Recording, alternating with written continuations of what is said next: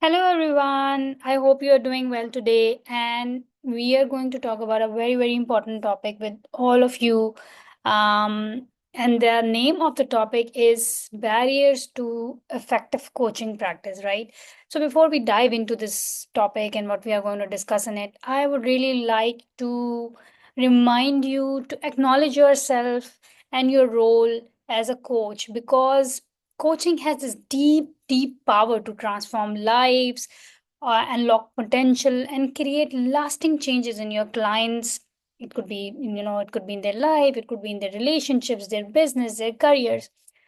But we also need to realize, and you must have as a coach, have also experienced it in your coaching practice that like any other profession, coaching has its own set of challenges.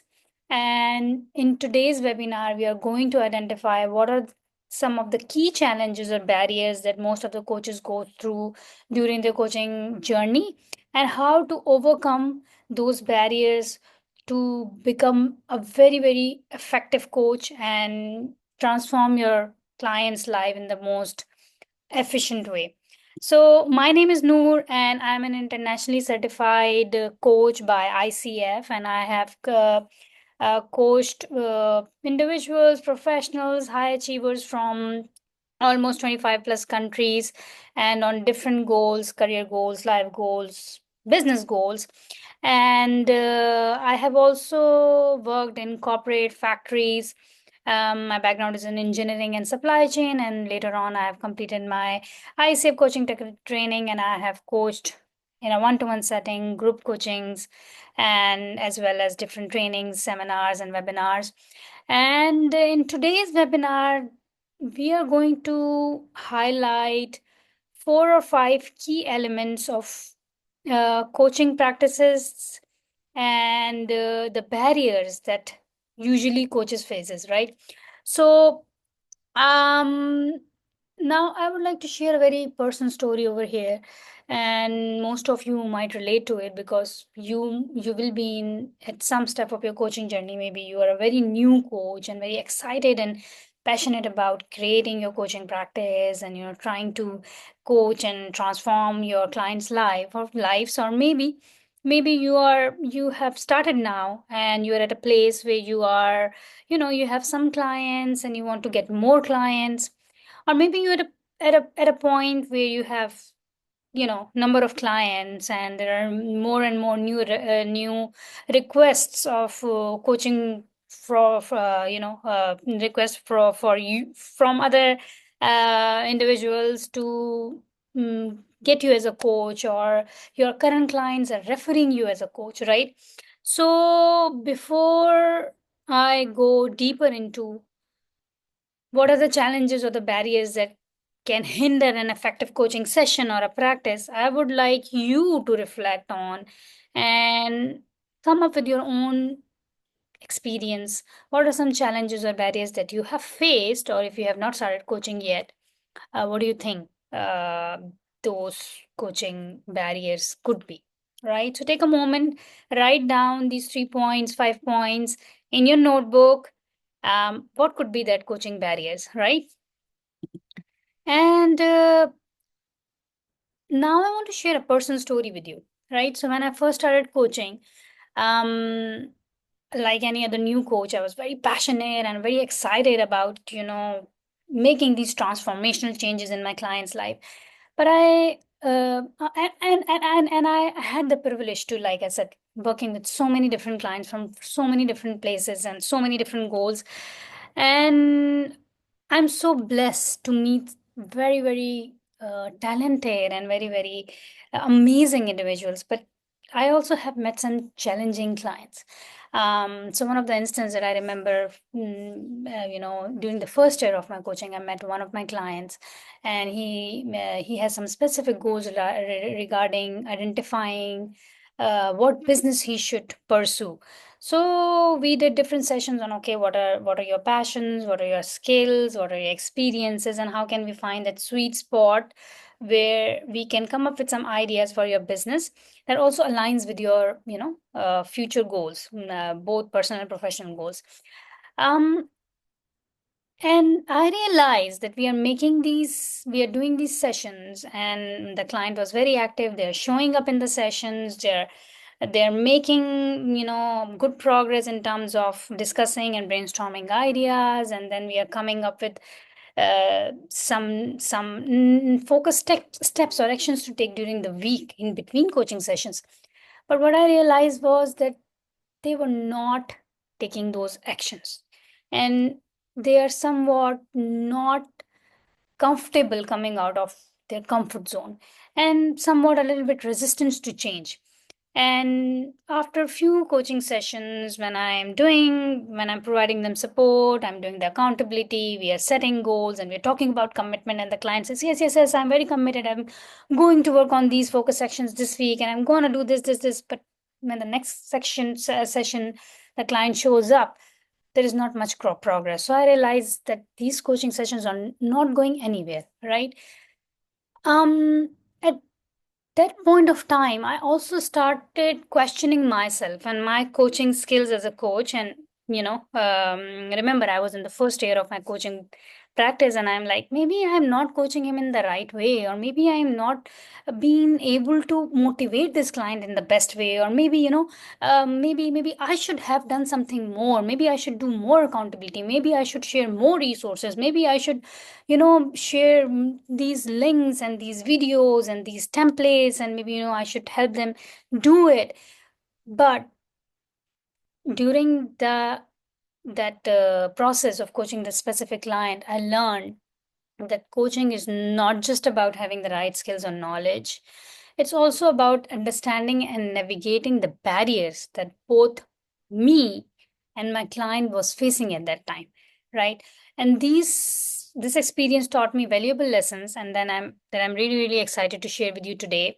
Some of them are from, of course, this experience, and some of them are more from other experiences and general guidelines that I have learned during different trainings that I have taken.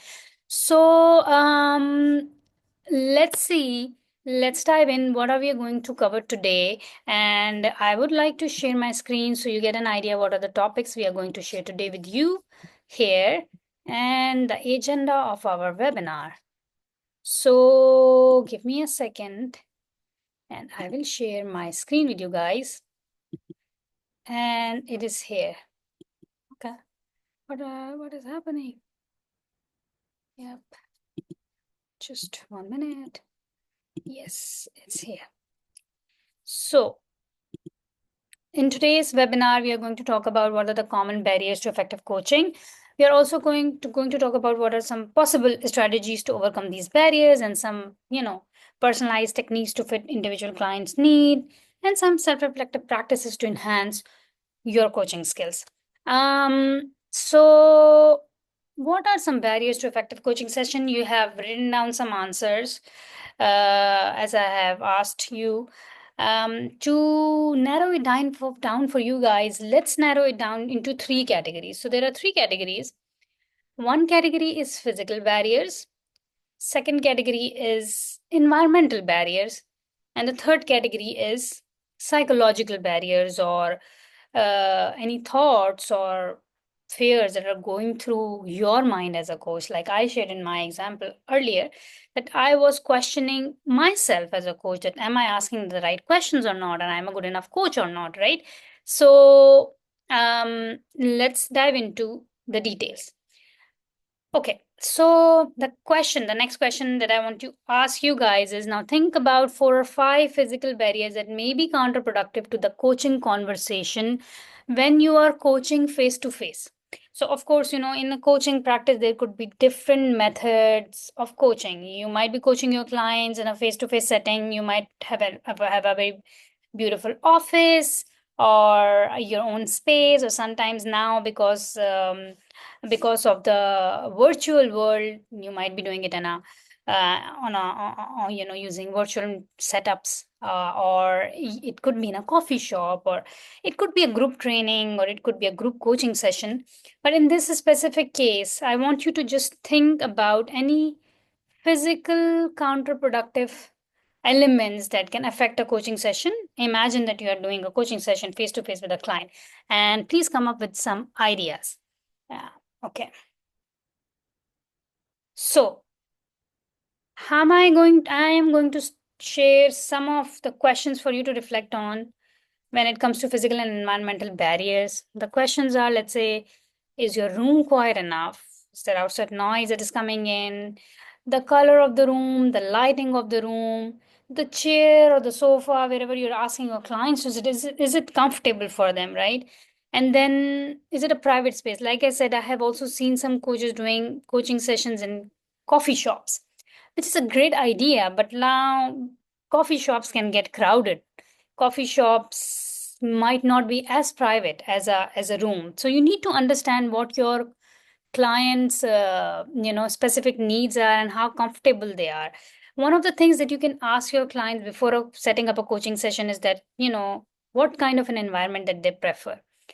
Another very important tip that I would like to share with you, and I always share it with my when I'm enrolling a new client, and it's part of the contract basically, or part of the ground rules that I share with my client, is that make sure, like for example, if it's a virtual session, make sure that you are in a quiet, private room, because coaching is a very, deeper discussion when both coach and the coachee in that in the flow state. There are so many things that you are exploring or your clients are exploring. You as a coach are now practicing empathetic listening, so you are like totally absorbed, and your client, now they are also reflecting inside to answer the questions that you are asking them, and those are sometimes hard questions, or maybe they are sharing some personal experiences or some things that are happened in the past. So the question that comes to is very important, that if it's a one-to-one coaching session in a in a face-to-face setting, then you need to make sure as a coach that the place is comfortable, well lighted, private, no noise outside. You can see your client, very like clearly, and can hear them. And uh, also, second thing that you also need to keep in mind, that if it's a virtual session that you are doing, ask your clients, because I have had experiences, and you might also have had experiences, that it's a coaching session and then suddenly somebody is coming or talking to them, and then it causes a disturbance. One question that I would like you to reflect on right now and answer before we move on to the other aspects. What is it? Yes. So I want to ask you that why it is important for you to see and hear your client properly. So why do you think it is important to see and hear your client properly? This is one question. Second question, what if your client suggests, and it's a virtual coaching setup, and they suggest that I'm not comfortable doing a video call. Can we just do an audio call? What do you think your response should be? So let's reflect on these questions, write your answers down, and pause this video to write the answers down, and I will come back and I will share the answers with you.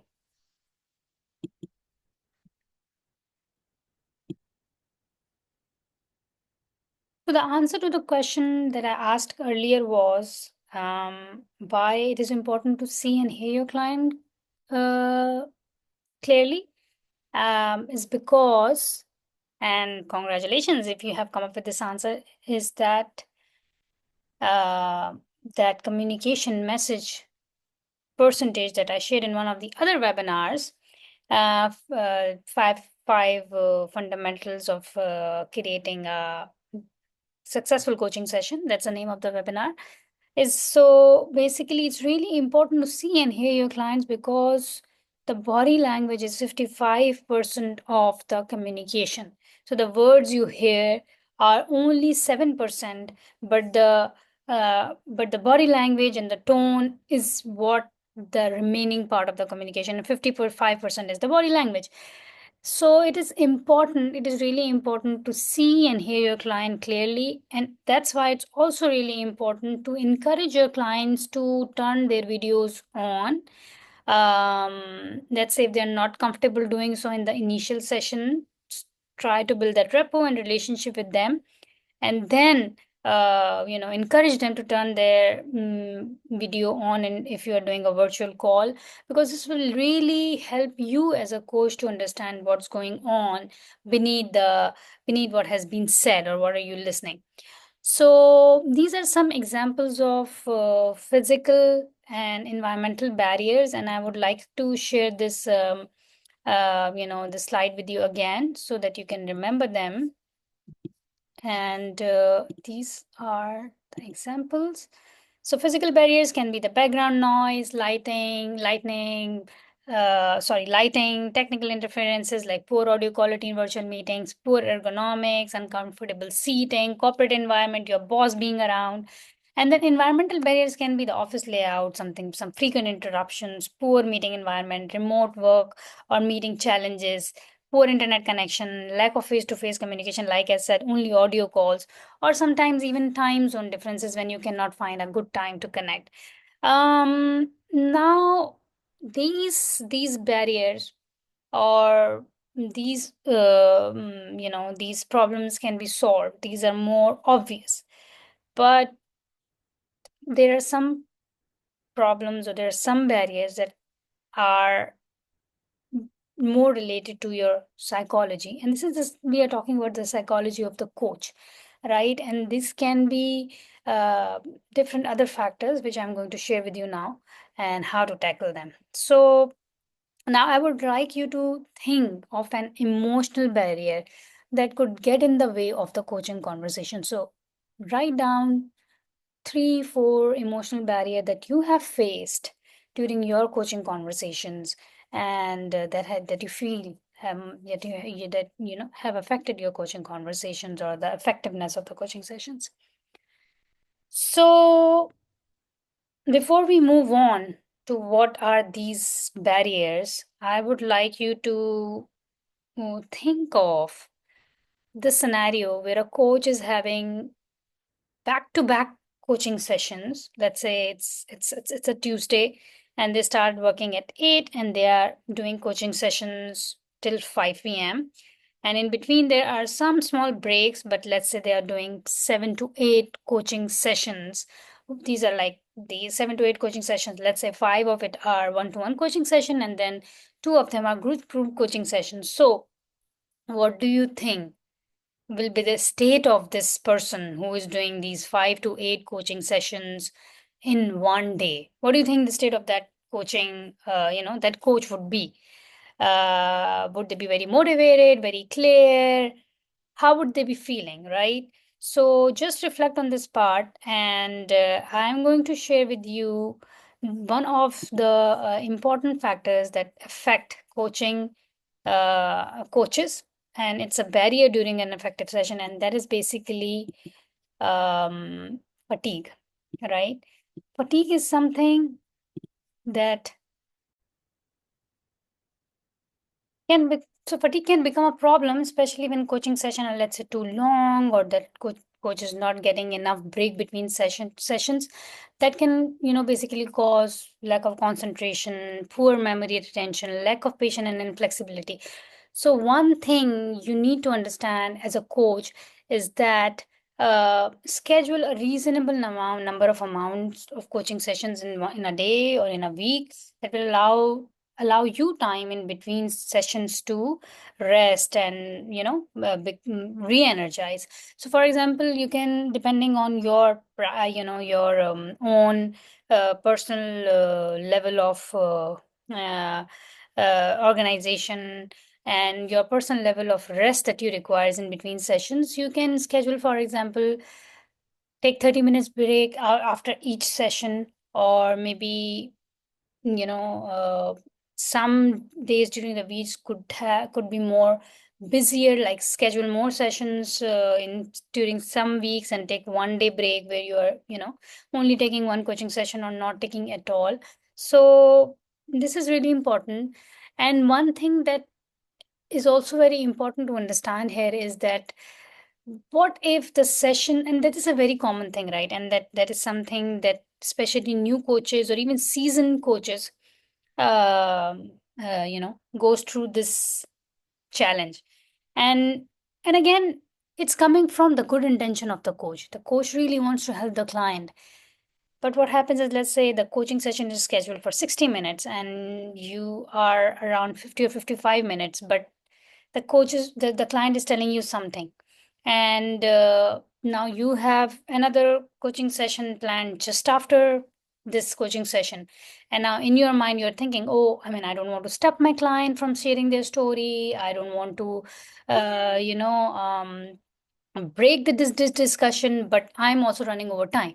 So let's say if you are in that situation, uh, it is very important for the coach to use such phrases in between their sessions, or maybe even during the start of the sessions, that hey, in today's 60 minutes call, these are the agenda points that we are going to discuss. Do you have anything else that I should add? Do you have anything else that I should remove? Do you want to discuss a specific time, a specific issue, so we can make most of our time, right? So also, one thing that I have learned through my coaching journey as a coach, so I have coached clients sometimes even for 30-minute sessions, sometimes 45 minutes, sometimes 60 minutes, 90 minutes, and 2 hours. And surprisingly, it is easier in short sessions. Example, 20 minutes check-in or 30 minutes update. But when the session is, let's say, 2 hours, it's easier to get lost into the conversations and allow the time to just disappear. So one solution is to, of course, keep a clock or maybe a timer uh, on during your coaching sessions. So let's say if it's a face-to-face discussion, both you and your client can look at the clock, which is visible. Or otherwise, if it's a virtual session, maybe a timer that, if it's a 60-minute session, the timer can go, can ring around 45 minutes, so that you get, oh, you have like 15 minutes of session left, right? So one thing that you really really need to practice as a coach, that you have the power to stay as focused and as resourceful as possible during the day and in the sessions, right? Anything that will create a fatigue for you or sense of fatigue for you, example, lack of sleep or too much work, should be avoided to best serve your clients. And I have some self reflection questions here for you guys, and I would like you to reflect on them. I'm going to share it right now. And these are, okay, yes. So, now you take out your notebooks and write down, as per your experience up till now as a coach, how has fatigue affected your coaching practice, or it could affect your coaching practice in future if you are taking on too many clients or doing so many sessions. How many sessions do you believe most coaches try to book in a day? How many sessions do you believe you can manage in a day? What is your monthly income goal as a coach? And what is your plan to make this income goal possible? And let's say, so for example, if a coach has a plan of making $3,000 a month or X amount of money per month, and their coaching method right now is only one-to-one coaching clients, or it's only group coaching, how many sessions do you need in a day that you can manage, and at what price you will be offering those sessions to your clients? So this is one thing, the fatigue part that we have just talked about. And now I want to talk about another very, very common barrier that most of the coaches experience during their coaching practice, and that is your own behavior and beliefs, right? So, for example, if a coach holds this belief that I'm not good enough of a coach, or maybe I don't have enough experience as a coach, or maybe I don't have this specific certification as a coach, or maybe I don't have this education, or I have not worked like this, or I don't have a perfect following on social media, or I don't have, this perfect website or this perfect, system or templates and technology. This could, show up in your coaching sessions while you're coaching your clients. And how can it show up? It can show up in ways like, for example, asking too many questions for the clients to respond to. Like, let's say if a client shared some story and now you have asked 3 or 4 questions, or maybe you're asking complex questions. Again, we have talked about in the previous webinar.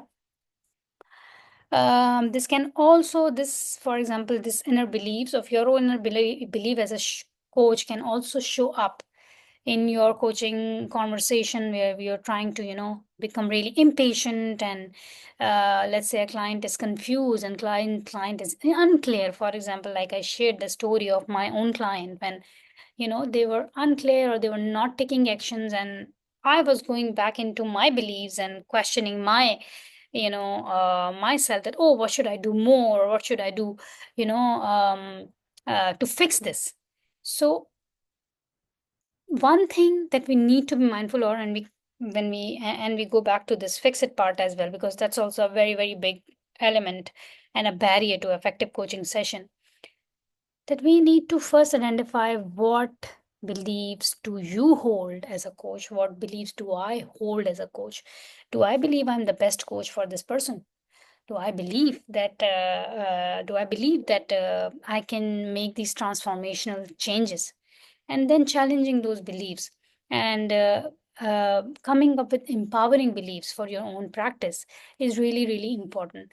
And when it comes to, okay, how to do that, I feel that as a coach, every coach also needs a coach. It's a personal belief that every person needs a coach, because what is the goal of a coach? What is the role of a coach? In fact, role of a coach is basically to make to help their coachee sees what the coach is not seeing themselves, right? So we giving them clarity, giving them direction, encouraging them, supporting them, helping them see their blind spots, and also holding them accountable to improve, right? So it's my personal belief that every person can take benefit by having a coach, and you as a coach also take the benefit of having your own coach, somebody who is ahead of ahead in the game, or somebody who is just is a very good coach in their own. It could be a new person but can have very good coaching skills, right? And when you work yourself as a with a coach, they help you to see your blind spots or see your beliefs that are not helping you. But I have also listed down some other ideas that you can use. So let's say if during the coaching process you are going through some of these situations where maybe you're asking too many questions or becoming impatient when the client is confused or unclear, what you can do is that you can follow this 3-step process that is called awareness, acknowledgement, and substitute. So, awareness is like, first of all, you need to become aware that what is happening in this coaching session. Why? And remember, you're in a coaching session, so the client is sitting in front of you and they're sharing your story. But you need to be aware that, become aware that, what you are doing, what you are thinking. Are you asking so many questions? Are you getting a little bit frustrated? What is happening with you? And whatever is happening with you, acknowledge that. Acknowledge that. Acknowledge the part that, for example, I'm becoming impatient when the client is sharing this story with me. And I'm also feeling very impatient with it because the client feels confused or unclear. I am asking too many questions. Accept that part and let it go. Accept that part and let it go. This is very, very important for you as a coach to acknowledge your own thoughts and behaviors and beliefs that are going in the session when you are in the session with the client, and those thoughts and behaviors are causing that friction. You can feel that friction. Again, you're noticing the body language of your client. So let them go and remind yourself that this is about the client. This coaching session is about the client.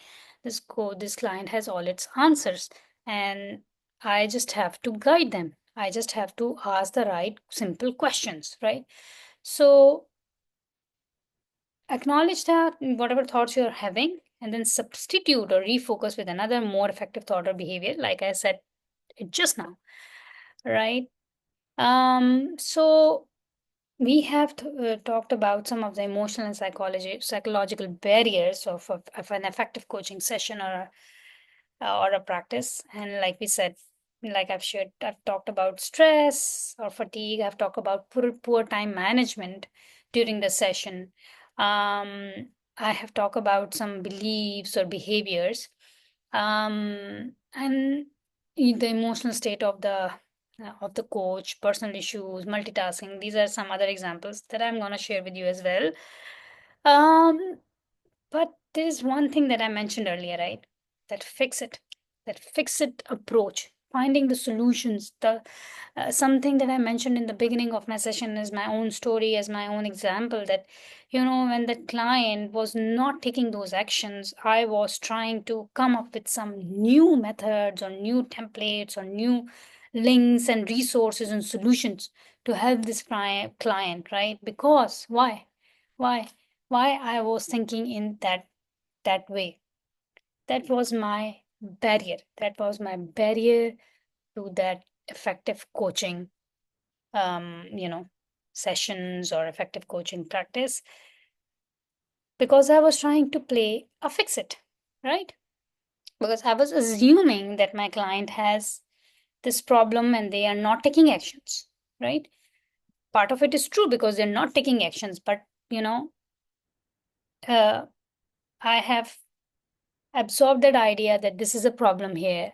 And when I have also assumed in my mind that this is a problem that client has, that they are not taking actions, and when the client is even sharing their stories, I'm listening from the filter. See, so this is the filter here.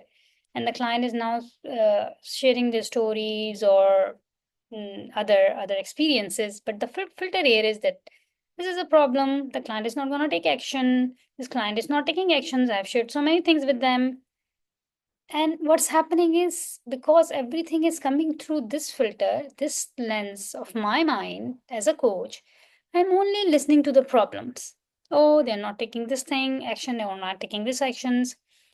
And then I am, again, from the really, like, really, really good intentions of my heart, wanted to help this client, wanted to transform, wanted them to achieve these goals. And I can see them, they can do it. And I can see the destination. I wanted them just just push them to run and go there.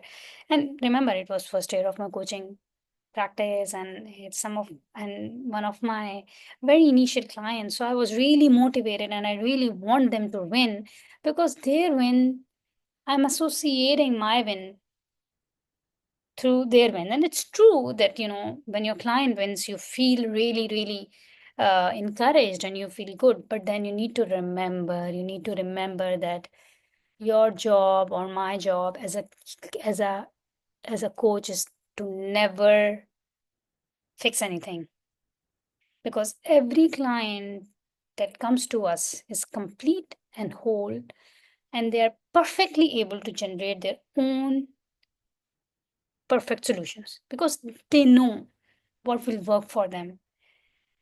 And our job again as a coach is to not you know uh, give them exact directions what to do, but basically just ask those questions to take them to different directions, or giving them different options or scenarios, and then encourage them in their journey. So what would be the right approach? Because we're talking about this scenario where this client is not taking actions, and we are discussing things.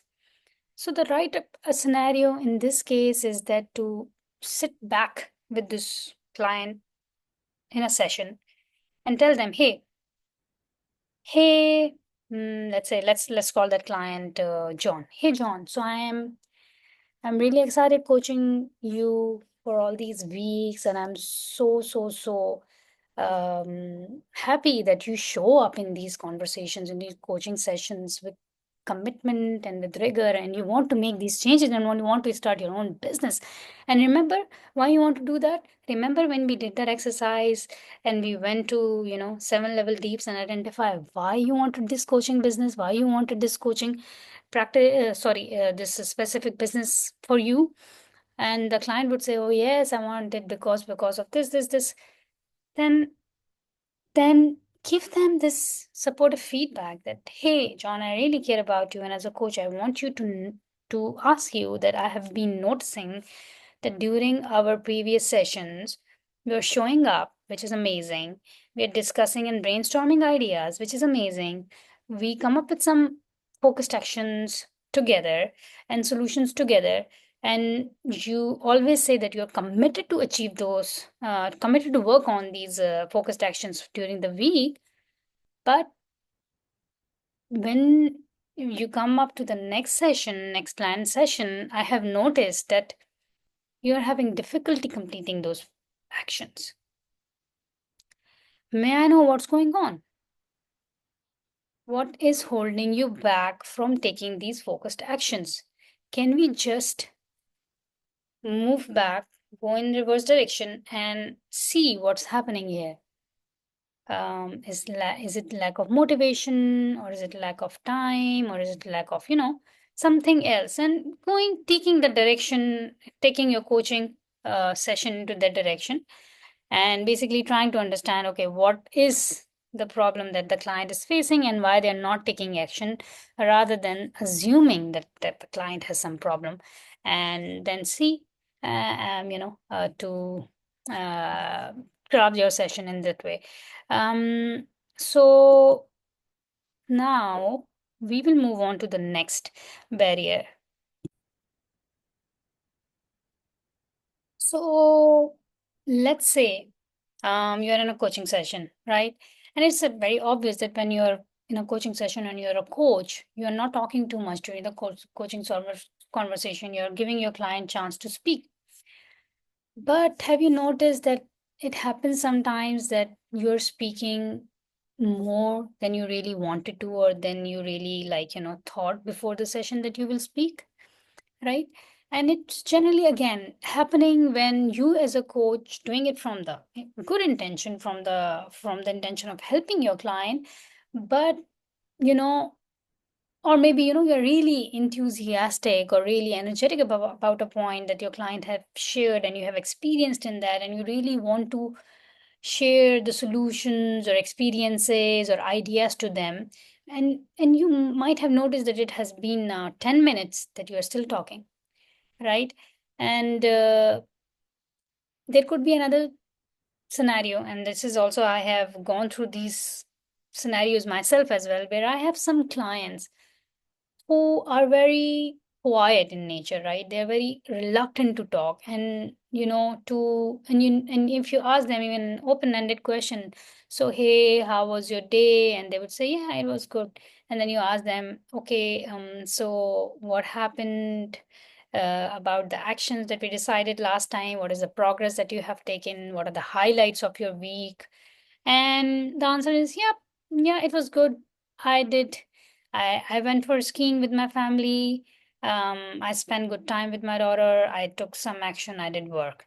And they're not speaking so much. So what happens naturally, the coach fills the silent gaps by chatting, or you know so this is what, like, coach feels the need that the coach needs to speak up.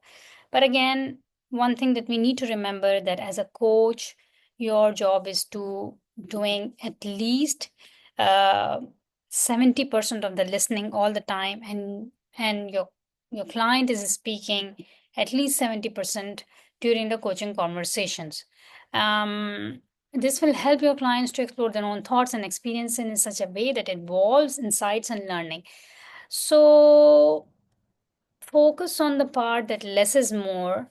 Don't try to, and I want to share my screen again over here with you guys to see, to share some ideas. So, some ideas that you can use in your coaching practice is that let your client speak 70% of the time, even if a client is a person who is an introvert or quiet in nature. Come up with more questions, as the questions allow them to speak up and share their stories and build that rapport and relationship with them, so they become comfortable sharing things with you, because everybody has a lot to say, right?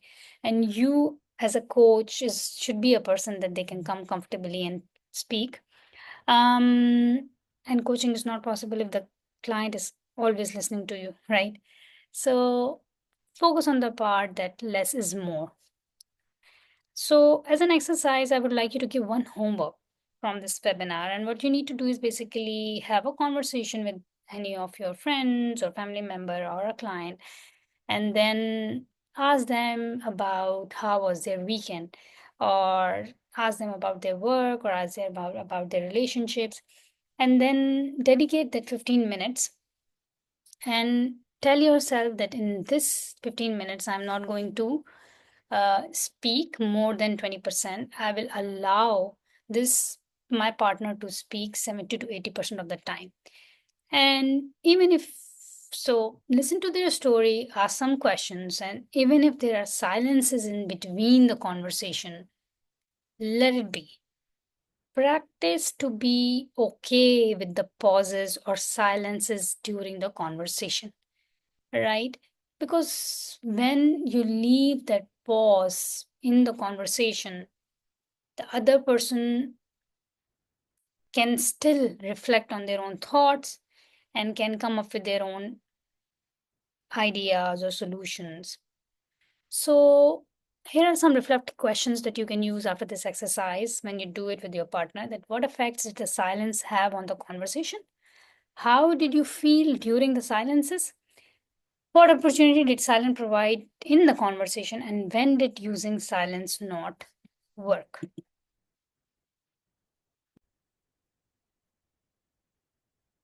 So some other barriers that I really quickly want to share with you guys is that the emotional state of you as a coach also matters. Of course, let's say we talked about the fatigue, or you're going through some kind of personal stress, or maybe some kind of an illness. So you need to see how to, process your emotions and yourself before entering into the conversation. And some of the techniques that you can use is like we talked about, that taking breaks if that is needed, rescheduling your coaching sessions if that is needed, and you're going through, let's say, some really emotional, your own something going on in your life. Other than that, some other mindfulness practices for personal well-being that you can practice as a coach, and I would like to share with you that it really really helps is basically find out your own favorite meditation, and just doing that meditation 10 minutes before the coaching session really works, at least for me. Sometimes just deep breathing, in between sessions, doing something that revives you, maybe talking to one of your friend, or maybe a quick shower, or doing a body scan, a meditation, or grounding techniques. Music helps me a lot to feel revived, and sometimes I go for a walk or a run. And so come up with your mindfulness practices to, before the coaching sessions, or even if you're going through something emotional and you really would like to, process your emotions before you enter into the coaching conversations. Some other coaching barriers that I would really quickly like to, cover is basically sometimes as a coach, we are trying to control the coaching session, right? So this can happen again within the good intention that you want the coaching session to go in a certain direction, or okay, this can be the possible next steps. So you need to be mindful of that. Your job again is not to guide or coach someone into a certain direction. You need to be really authentic and supportive. Develop an internal awareness well for yourself and give up the idea to strategize the coaching session. Some other important factors that I would also like you to share with you that could act as a barrier during a during a coaching session is that if you try to fake it, if you try to fake being authentic, or if you try to, be sympathetic instead of empathetic. So building the empathetic listening skills is important, and we are going to share it in another webinar that you can check how to build the empathetic listening skills. And what else could be the barriers? Like I said, trying to seek the control or dominate the conversation by, for example, thinking that, hey, I have spotted the solution to this problem and I want to lead my client to do that. Or, sometimes, like I said, a client is discussing in detail something, and you as a coach started feeling frustrated the amount of time it is taking to discuss this subject. um and if you try to take that control, your client can also sense that, right? Uh, so what else? Yes, needing to be right is also an important one. That during a coaching session, maybe you share an opinion or an idea or something, but your client does not agree to that, right? So naturally, we all like to be right and we don't like to be wrong, right? So some of us are better at finding out we are wrong than others. So as a coach, it is really important to give up an attachment to being right. Because again, coaching sessions are for clients to find their own solutions and their own answers. So, and it's okay if your client does not agree to an idea and they want to do something else. It's totally fine. So, being okay with that, or letting go of the idea of always being right, is also very, very important. This also happens in a scenario when you think that your experience is really relevant. So, for example, if you are coaching a client and uh, you know, um, and they start talking about the transition, that how they are moving from one country to another country, or let's say they are sharing an example of they're pregnant now and how they are feeling, and you as a coach jumps up and starts sharing, hey, yes, when I was pregnant I feel like this, or when I moved to this country I have visited there, I have traveled there, and I like this. No, you don't need to assume that your experience is relevant. If you really feel like sharing your experience, you can ask your clients to, hey, I also have something to add here because from my experience, do you like to listen that? Right? So avoiding that trap of assuming that your experience is relevant is also important. Um, it is also important here to remember that if you are a seasoned coach and you have coached a lot of clients, maybe you will say that, oh, my another of my one of my another client has gone through similar experience and this is what they have done, right? So, because you, again, from the good intention of your heart, is thinking that this example or experience is going to help your client, but this might not be true. Uh, because, again, you're making an assumption that the same solution or way forward will work for the other client also. And from this thought, you as a coach can easily jump to conclusions and assuming that they totally understand the situation, or you know what is the best solution out there. So remember, everyone's experience is different.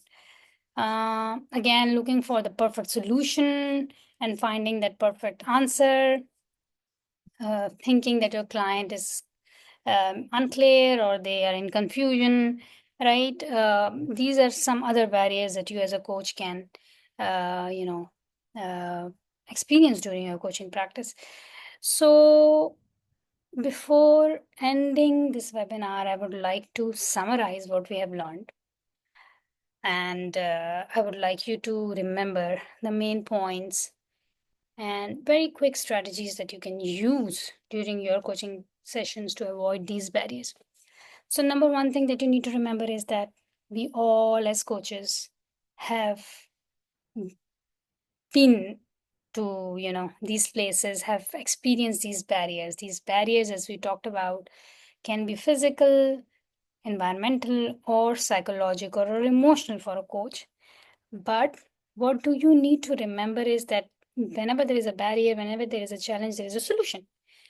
And what you need to practice is keep reflecting on your coaching, practice coaching sessions and see how you can improve them.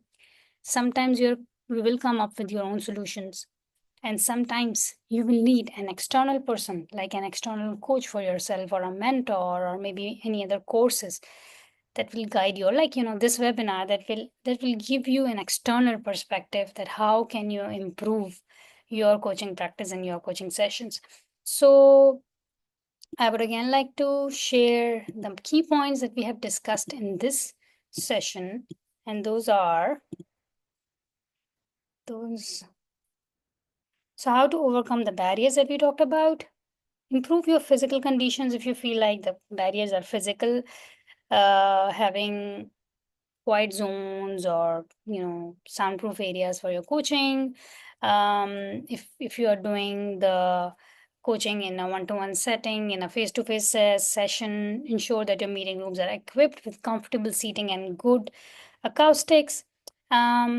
You enhance your technological tools. You can use high quality audio and video conferencing tools. You can provide presentation material and templates if that is really going to help your clients to understand the perspective or something that you want to teach them.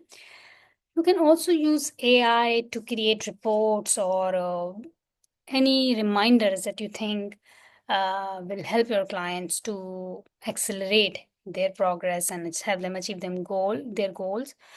Um, we talked about psychological well-being as a coach, taking regular breaks, being mindful of what's going inside you, practicing mindfulness and meditation practices in between sessions is also really, really important. And we talked about the environmental factors, for example, minimizing distractions for yourself as a coach, and ask your clients to also minimize those distractions um, in if they are taking a coaching session, right? So I hope you find this webinar really helpful, and you will be applying these strategies to overcome the barriers that you have focus you're experiencing in your coaching practice. I would like you to commit and write down three practices or three takeouts from this coaching session, to this webinar, for you to start implementing in your coaching sessions from today, right? So, what are the three main key takeaways are for you to start practicing in your coaching practice? It could be scheduling breaks in between sessions. It could be, not playing that fix at all. It could be challenging and identifying your own beliefs as a coach about yourself. And it could be anything that comes to your mind. Um, I will encourage you to check other courses that are available on Efficient Coach website, and they are really amazing. I have done few of them, and it has a lot of data, information, practices, and exercises that you can use with your clients to make your coaching practice really, really powerful. My name is Noor, and I am an ICF certified coach, and I hope to see you again, and I wish you a really great day and an amazing coaching practice. Take care of yourself. Bye.